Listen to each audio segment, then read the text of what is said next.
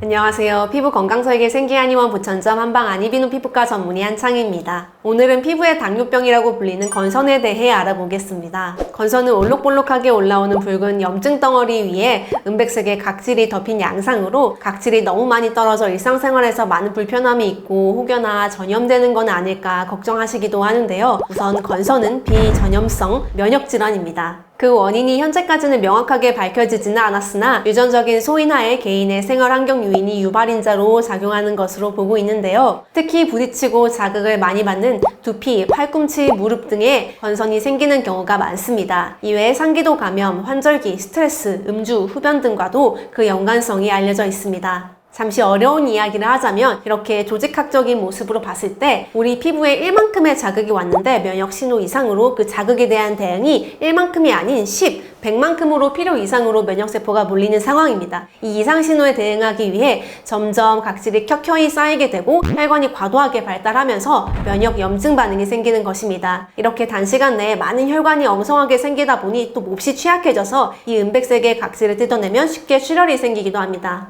이런 건선 어떻게 치료하면 좋을까요? 대부분 스테로이드와 비타민 D 복합 연고, 비타민 A 유도체 연고 혹은 사이클로스포린이나 메트로트렉세이트, 더 나아가 주사 치료를 받으십니다. 하지만 약을 장기간 써야 하는 건선의 특성상 해당 약들을 꾸준히 복용할 경우 신장 기능과 간 기능 이상을 일으킬 수 있어 조심해야 합니다. 물론 나중에 개발된 생물학적 제제의 주사 치료는 부작용이 더 적지만 적응 대상이 제한적이고 경우에 따라 치료 종결 후 재발하는 경우도 많습니다. 앞서 건선은 피부의 당뇨로 불린다고도 말씀드렸는데요. 왜냐하면 건선 환자에게서 뇌졸중, 심근경색과 같은 심혈관계 질환이나 고혈압, 당뇨, 고지혈증과 같은 대사증후군의 발병 위험률이 높기 때문입니다. 이 외에도 건선 환자에게서는 건선 관절염, 염증성 장질환과 같은 면역질환이 동반되는 비율도 높습니다. 즉 건선은 단순 피부 질환을 넘어 여러 조직과 기관의 손상이 복합되어 있는 전신질환으로 면역계, 신경계, 내분비계가 종합적으로 작용해서 증상이 생기는 경우가 많습니다. 따라서 이러한 종합적인 접근을 하는 것이 더욱 필요한데요. 치료를 통해 어그러진 피부 장벽 지지를 재건하고 몸의 대사 기능을 회복시켜 피부 장벽이 스스로 면역 기능을 회복하는 것을 목표로 합니다. 필요에 따라 침치료, 약침 치료를 통해 오인되고 있는 면역 신호 이상을 바로잡고 과도하게 발달한 혈관 및 면역 염증 반응을 진정시키는 치료를 하는데요.